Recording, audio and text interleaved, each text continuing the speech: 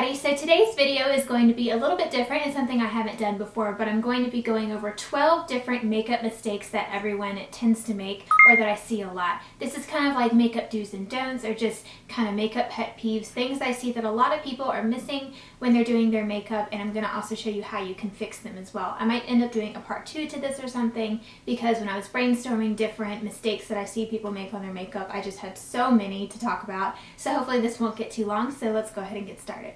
So I first wanted to say that it's okay if you make mistakes on your makeup. Everyone has done these. I have done so many of these, especially when you're first learning. It's okay if you make mistakes. I'm not here to make fun of anyone or anything. I'm just going to point out things that I see are super common that people are missing in ways that you can fix them. And everyone's opinion too is different on what is right or what is wrong. This is just my take on makeup mistakes. So the first one is doing your makeup in the wrong lighting. It is best to do your makeup in natural light. I can't tell you how many people actually do their makeup in their bedroom where there's yellow light, or they do it in the bathroom where there's just overhead light that's kind of yellow toned. Even if you have cooler lights in your bathroom, it's just not good lighting. So what I use is actually a round makeup mirror like this, which these are not even enough of good lighting. They have a yellow bulb on the inside. I just turn it on, but I don't only use that. I have 2 lights actually on each side of me that you can't see right now, but one of them has, it's like one of those tree lights, and it has a bunch of actually like those white light bulbs. You can get different shades and stuff. And then I have another one that's just like one white light bulb. So that's the closest I can get to natural light. When I get ready in the morning, it's still pretty dark out, so I don't have natural light, so that's the closest I can get.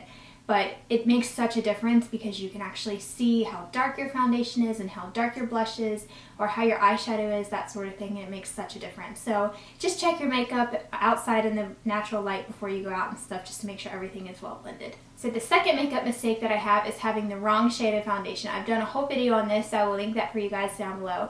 But it can be too dark or it can be too light. You can see the photos that I did. I actually tried out all these mistakes for you guys so you could actually see what they look like in pictures. If I didn't do them on myself, I'll be sure to find the pictures online. But I talk about how to find the right shade in that video. It's really important because it looks awful to have that makeup line right here. I cannot stand that, and you can always see it.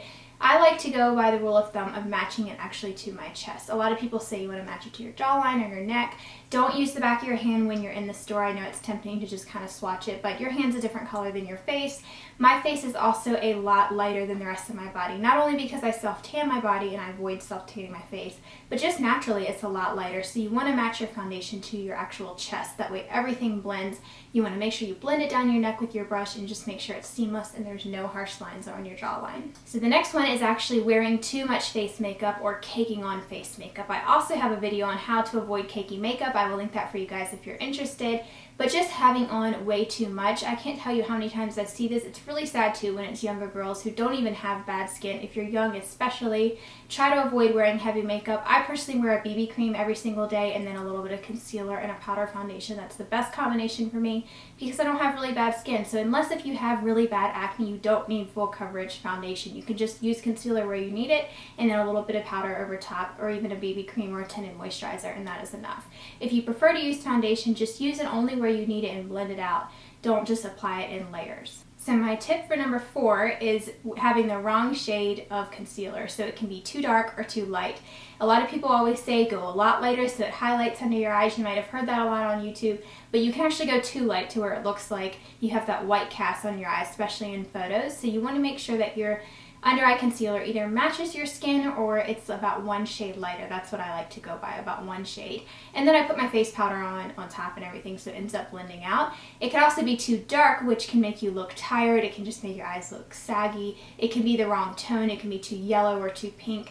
So just like foundation, you want your under eye concealer to look like the right shade that matches your skin. So for my number 5 tip, it's actually wearing too much under eye concealer to where it looks cakey, or if you don't use an eye cream, it can look really dry underneath. I have a whole video I did on how to conceal dark circles, so I will link that for you guys down below because there's a lot of tips in that, but you don't want to apply too much concealer. I see this so much on YouTube. I see a lot of people doing it and it makes me crazy. They do so much concealer and highlighter on like this huge triangle down their face, and you can see that it just looks bad. I feel like if you can see that you actually have the highlight on, it's too much. You just want it to be subtle just remember that makeup is all about just enhancing your natural skin texture, your natural features and everything. It's not just covering it up like a mask, so that is really important to remember. So don't apply too much. Always apply your liquid concealers underneath of your powder afterwards. If you do it in the wrong order, it's going to look super cakey and just look like too much, and then it's just going to make you look older. It enhances fine lines and you could just see them a lot more. So also having the right texture of concealer, because if you use like a stick concealer, that's really thick and that might look dry underneath your eyes. So having like a thinner consistency, more of a liquid one, might be better. So my tip number 6 is applying bronzer all over your face. This is something that I did in high school and I really regret it. I ended up looking like Snooki or something, because you don't want to actually take like shimmery bronzer and just apply it all over your face to bronze your face. If you want to use bronzer like it's bronzer, you want to do it in a 3C motion. So that's taking your brush and going like this. So you just go on your forehead, a little bit into the hollows of your cheeks and down onto your jawline. That's just like a really light bronze. But even then, I would recommend using a matte skin tone bronzer, not something that's orangey, not something that is really shimmery. If you're going to use a shimmer bronzer, you have to be really careful about where you place it. And then if you want to contour, which I do have a video on how to contour naturally, so really simple everyday contour. And if you want to contour, you want to make sure you use a matte bronzer or a matte face powder and just go right into the hollows of your cheekbones. It makes such a difference, and it just makes your face look more defined instead of just round and orange and tan and really bad. So that's my number 6 tip. So my 7th tip is overdoing your brows.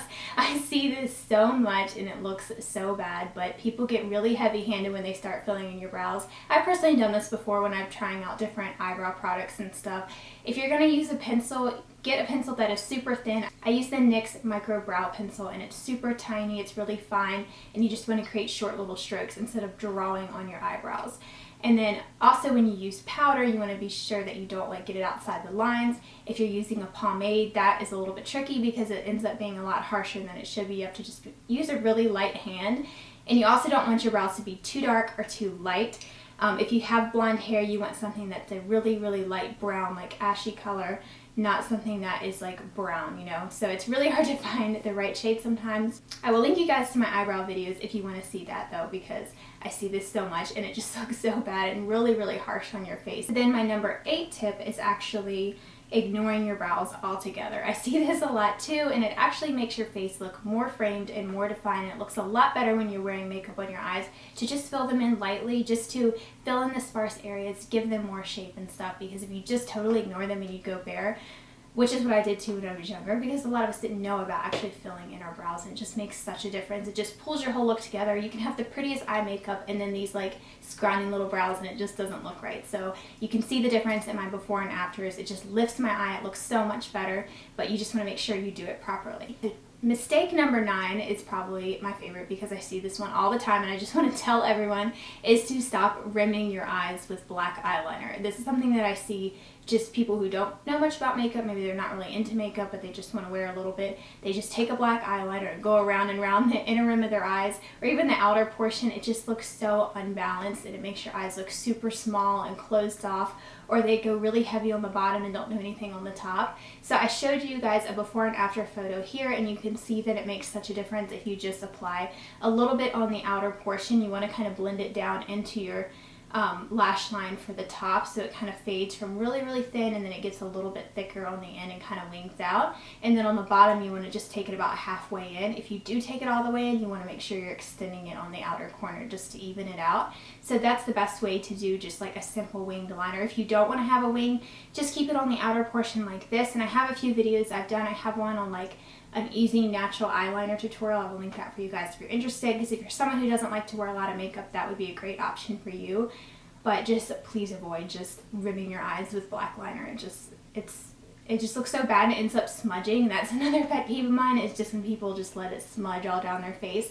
And I have a post that I did, a blog post, on how to avoid like smudging and stuff on your mascara and eyeliner. I'll link that for you guys down below, but I plan on doing a video on that very soon. So mistake number 10 is not extending your eyeliner past the end of your eye, or even if you don't want to do a wing. I see so many people just stop it too soon. And when people do a wing, they just stop it right here and it just goes straight up and it doesn't actually go to the end of their eye. And I see this so much. much. It's like they have a really pretty wing, but it doesn't go all the way to the end of your eye, like in the outer corner. So when you do a winged liner, which I have tutorials on this as well, you want to take your wing up from the corner of your eye up to your brow and kind of connect it on the lower lash line, not stop it too soon. I don't know if it's the way some people look into their mirror when they do it or if they're stretching their eye, but I see it a lot. It looks funny because it stops before the end of your eye and then you have your lashes on the end. It just looks off. So that is definitely a pet peeve of mine that I see a lot. Which I know perfecting eyeliner is super hard and it just takes practice, but just imagine the eyeliner kind of going like that at the end of your eye. So my number 11 mistake is not blending out your eyeshadow and just leaving it. Like, a lot of people still use those sponge tip applicators on eyeshadow, which I understand not everyone has makeup brushes, but you can find really cheap makeup brushes at Walmart and Ulta, that sort of thing, that will do the same thing. But some people just draw on their eyeshadow like in a round moon shape up to their eyebrow or halfway up, and it's like, I get it that you get the concept of putting the darker color in your crease, but you want to make sure you blend it. That's the key with eyeshadow, is just blending everything. So if you want a dark smoky eye in your crease, just blend everything out so it's not just like a harsh defined line. I have 2 videos that I've done on how to correctly apply eyeshadow step by step. I did an updated one recently, super short and simple. Hopefully that will help you learn how to properly apply eyeshadow, and I plan on doing one for more smoky eyes too very soon, so let me know if you guys want to see that. So my 12th mistake that I see a lot is not washing your makeup brushes.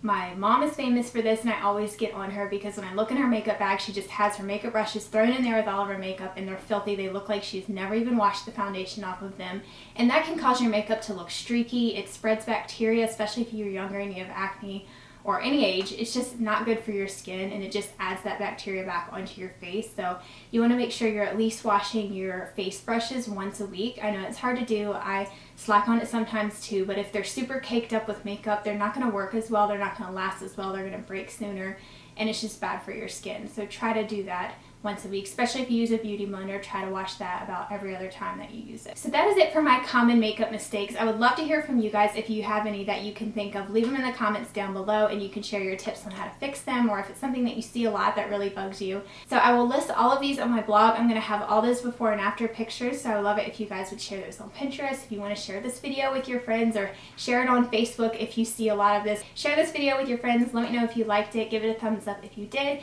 Please subscribe to my channel if you haven't already. I post videos around Monday and Thursday every week, so I would love to hear from you all. Thank you so much for watching, and I'll talk to you in my next video. Bye, everyone.